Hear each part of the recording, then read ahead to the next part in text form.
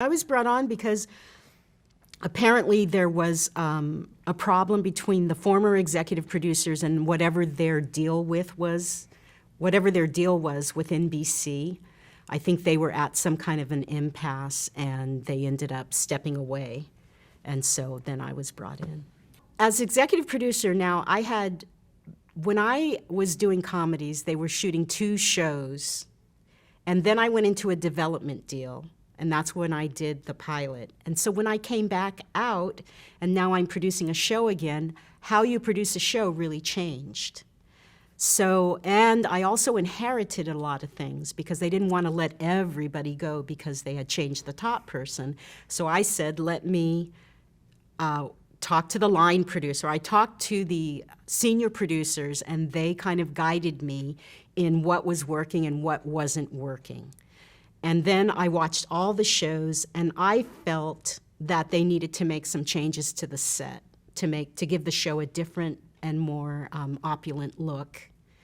And they were totally on board, I have to say. They gave me everything that I wanted in terms of changing the set. I hired a new director, and that was a big shift. And I wanted to do 2 shows, but the actors were so freaked out by that. So I kind of backed off that. And what we would do is block and tape part of the day and get things in the can so that, because I do not like to go in front of an audience and keep shooting the same stuff. If I'm gonna shoot it again, I wanna throw in a new joke. I wanna do something because that is the rhythm of the show. That is the energy in the room, and you don't wanna, waste it. So for me, I had to change a little bit, and also they were not used to having changes.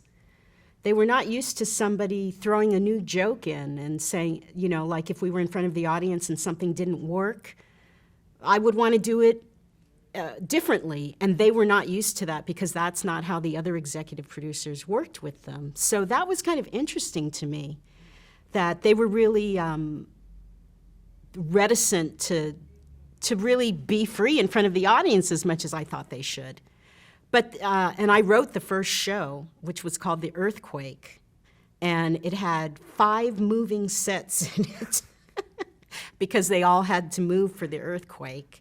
And it was a really big show. It was a big production show. But it played really, really well. And I think that kind of broke the ice.